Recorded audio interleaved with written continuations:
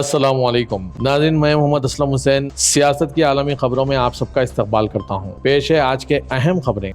اسرائیلی فوج نے کہا ہے کہ حماس نے آج پیر کے روز ریڈ کراس کے اہلکاروں کے حوالے باقی بچے 13 زندہ یرغمالیوں کو رہا کر دیا ہے۔ اسرائیلی فوج نے ان یرغمالیوں کو اپنی تحویل میں لے کر انہیں اسرائیل منتقل کرے گی۔ اسرائیلی فوج نے اس بات کی تصدیق کی ہے کہ حماس نے آج پیر کے روز غزہ میں ریڈ کراس کے حوالے 13 زندہ بچ جانے والے یرغمالیوں کا دوسرا گروپ دے دیا ہے، جس سے تمام 20 زندہ قیدیوں کی رہائی مکمل ہو گئی۔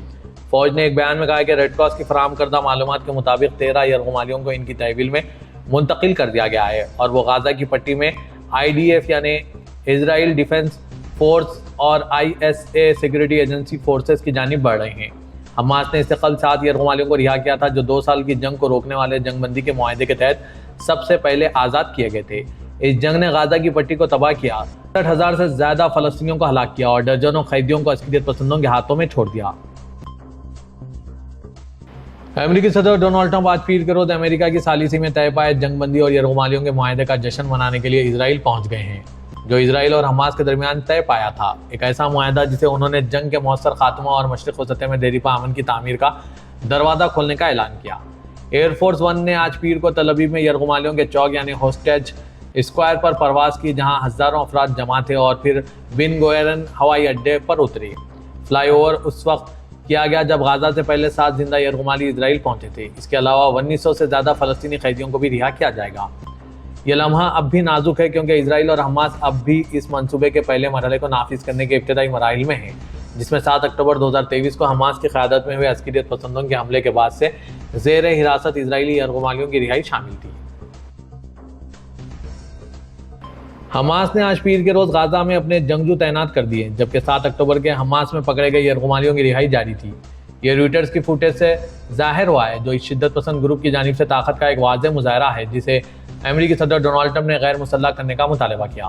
رویٹرز کی فوٹیج میں جنوبی غزہ کے ایک اسپتال میں حماس کے درجنوں جنگجوؤں کو قطار میں کھڑے اور ایک مسلح شخص کو حماس کے عسکری ونگ القسام بریگیڈز کا نشان پہنے دکھایا گیا۔ اس کے شولڈر پیج نے اسے ایلیٹ شیڈو یونٹ کا رکن ظاہر کیا، جس کے بارے میں حماس کے ذرائع کا کہنا ہے کہ یہ یرغمالیوں کی حفاظت پر مامور ہے۔ اسرائیل نے اپنی 2 سالہ غزہ کارروائی کے دوران حماس پر شدید حملے کیے، جس میں اس کے ہزاروں جنگجو اور کئی رہنما ہلاک ہوئے، اور فلسطینی علاقے کا زیادہ تر حصہ ایک ویرانے میں بدل گیا ہے۔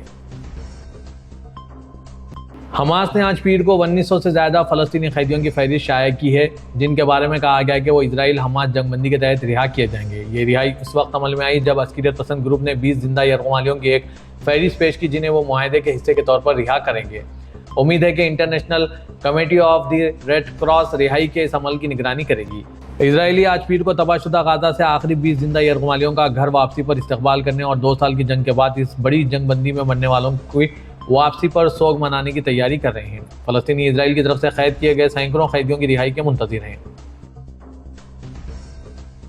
امریکی صدر ڈونلڈ ٹرمپ نے گزشتہ روز افغانستان اور پاکستان کے درمیان تازہ ترین کشیدگی کو حل کرنے کا وعدہ کرتے ہوئے دعویٰ کیا ہے کہ وہ جنگوں کو حل کرنے میں اچھے ہیں اور ماہر ہیں۔ امریکی صدر ڈونلڈ ٹرمپ نے اسرائیل جاتے ہوئے ایئر فورس ون پر صحافیوں سے گفتگو کرتے ہوئے کہا کہ یہ میری 8ویں جنگ ہوگی جسے میں نے حل کیا ہے، اور میں نے سنا ہے کہ پاکستان اور افغانستان کے درمیان جنگ جاری ہے۔ میں جنگوں کو حل کرنے میں ماہر ہوں، میں امن قائم کرنے میں اچھا ہوں، اور ایسا کرنا اعزاز کی بات ہے۔ میں نے لاکھوں زندگیاں بچائی ہے۔ دونوں فریقوں نے تصدیق کی کہ پاکستان اور افغانستان فوجیوں کے درمیان رات بھر ہوئی جھڑپوں میں درجنوں فوجی ہلاک ہوئے، جو 2021 میں طالبان کے افغانستان پر دوبارہ قبضہ کرنے کے بعد سے دونوں فریقوں کے مابین سب سے شدید جھڑپیں ہیں۔ تازہ ترین کشیدگی اس وقت سامنے آئی ہے جب افغانستان کی عبوری طالبان انتظامیہ نے دعویٰ کیا کہ پاکستانی فوج نے جمعرات کی رات پاکستان کی سرحد سے متصل صوبہ پختیاکا کے علاقے مارغا میں ایک مارکیٹ پر بمباری کی۔ آج پیر کے روز ٹرمپ اسرائیل میں ہیں، جہاں توقع کی جا رہی ہے کہ وہ اسرائیلی قیدیوں کے اہل خانہ سے ملاقات اور کینسٹ سے خطاب کر رہے ہیں۔ امریکی صدر ڈونلڈ ٹرمپ نے غزہ جنگ بندی کے معاہدے کو یقینی بنانے کی کوششوں میں ترکیہ کے کردار کو سراہا ہے اور صدر ترکی رجب طیب اردوغان کو شاندار قرار دیا ہے اور خطے میں انخلا کے اثر و رسوخ پر زور دیا۔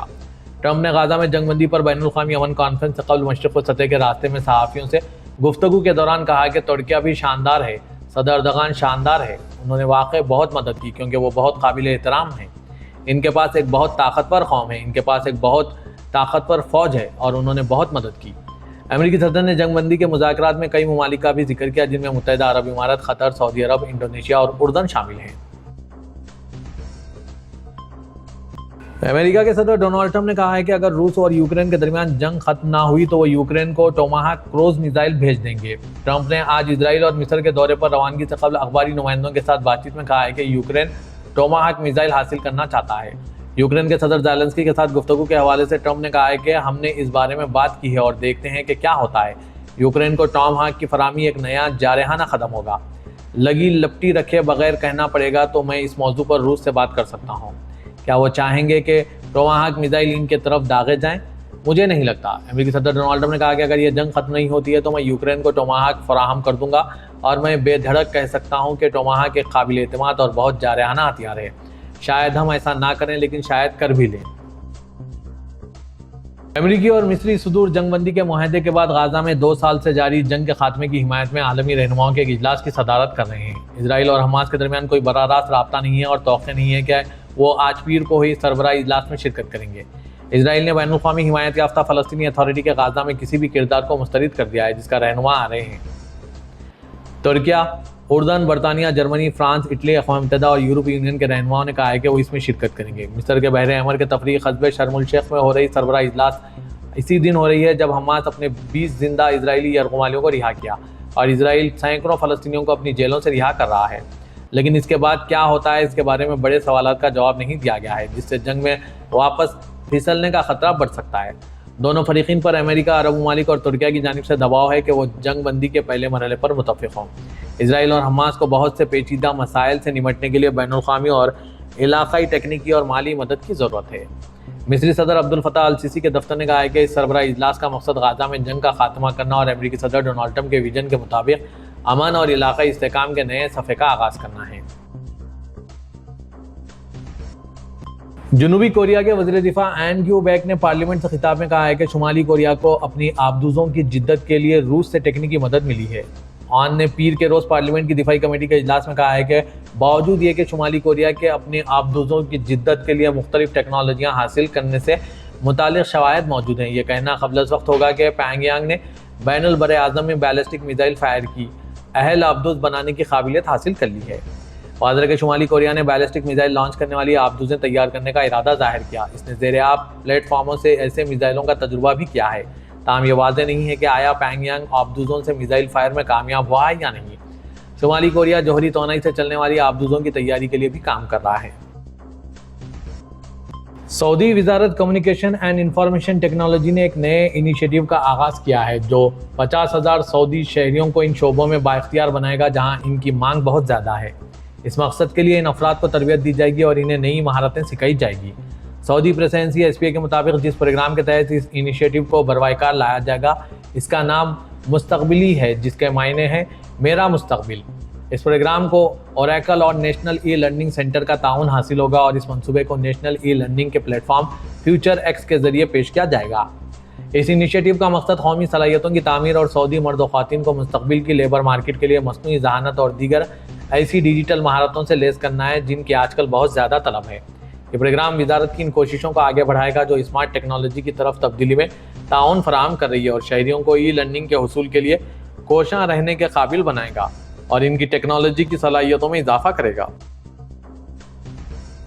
سعودی عرب کے کنگ سلمان بن عبدالعزیز نیچرل ریزرو دور دراز سے آنے والے اقسام کے موسمی پرندوں کے لیے ایک بہترین پناہ گاہ ہے۔ سعودی خبر ایجنسی ایس پی اے کے مطابق پرندوں کی نقل مکانی کے عالمی دن کے حوالے سے اتھارٹی نے سوشل میڈیا پلیٹ فارم پر دور دراز سے آنے والے پرندوں کی اہمیت اور انہیں محفوظ پناہ گاہ فراہم کیے جانے کے حوالے سے معلومات فراہم کی۔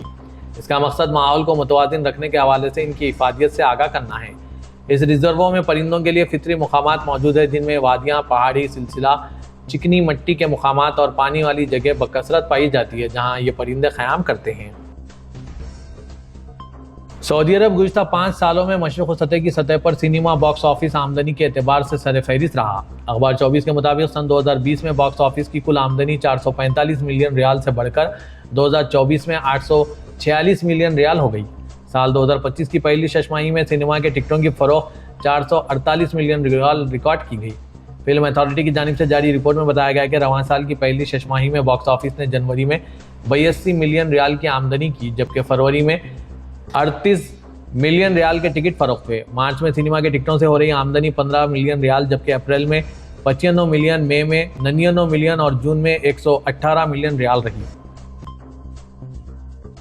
सऊदी अरब के फरमानरवा शाह सलमान बिन अब्दुल अजीज और वली है शहजादा मोहम्मद बिन सलमान ने कतर के अमीर शेख तमीम बिन हमद अल थानी को मिस्र में कतर के 3 सिफारतकारों की मौत पर ताज़ियत का इजहार किया।